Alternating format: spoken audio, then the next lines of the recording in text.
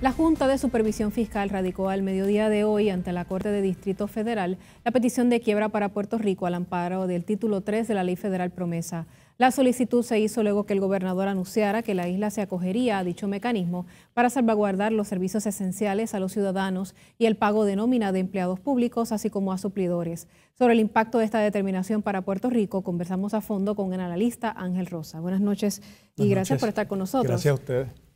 Realmente es lamentable lo que está ocurriendo, es una herramienta que se acciona, pero se avecinan todavía momentos difíciles para el país. Sí, es un momento de incertidumbre para el país. Como conversábamos fuera de cámara, es la primera vez que vamos a trabajar un proceso de quiebra en una jurisdicción estatal en los Estados Unidos, es más, en una jurisdicción territorial en los Estados Unidos, así que un poco vamos a estar escribiendo el libro en la medida en la que se vayan presentando las mociones y se vayan decidiendo por el oficial que finalmente se nombre juez de quiebra.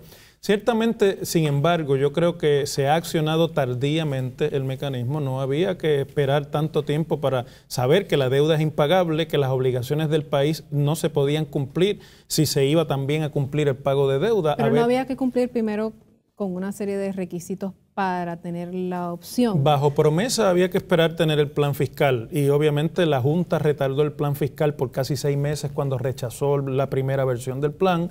Luego se tardaron muchísimo en este segundo plan fiscal, pero lo que te quiero decir es que además de que se acciona tardíamente el mecanismo, se hace luego de una serie de representaciones falsas desde el gobierno a los acreedores de que no se iba a utilizar el mecanismo de quiebra.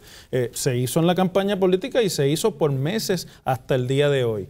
Y entonces esto añade un agravio en el problema y es que estos acreedores tenían una expectativa que ahora no es, y que por lo tanto va a complicar la manera en la que se van a llegar a acuerdos porque, por así decirlo, el agua está turbia en términos de poder lograr realmente que haya un proceso de quiebra como es normalmente ante cualquier tribunal. Porque ellos pueden decir que el gobierno no estaba negociando realmente de buena fe. Ellos pueden decir primero que el gobierno fue a la mesa de negociaciones engañándoles, es decir, porque tenía bajo la manga la carta de la quiebra que le habían negado durante todo el proceso. Además se hicieron ahí, que ahora no tenemos tiempo aquí para describirlos con detalle, pero se hicieron una serie de ofertas que ciertamente no tenían seriedad, como por ejemplo unos nuevos bonos a base del cash flow del gobierno de Puerto Rico, que no tiene cash flow, por ejemplo, para dar un ejemplo de por qué esto ha llegado a este momento.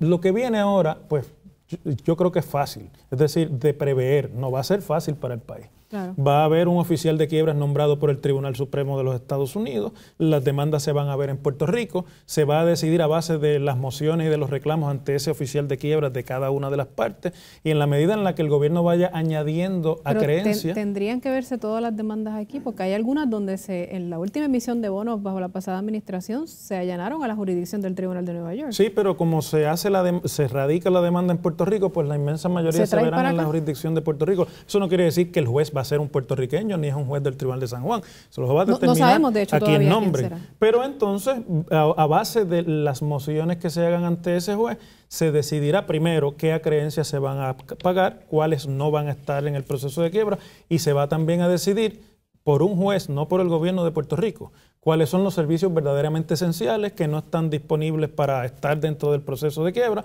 y cuáles cosas el gobierno tendrá que dejar de administrar para pagar deuda. Es un proceso novedoso, pero de más austeridad para el país. Gracias por estar con nosotros. Gracias a ustedes. Amigos, pasamos con Ramón Enrique.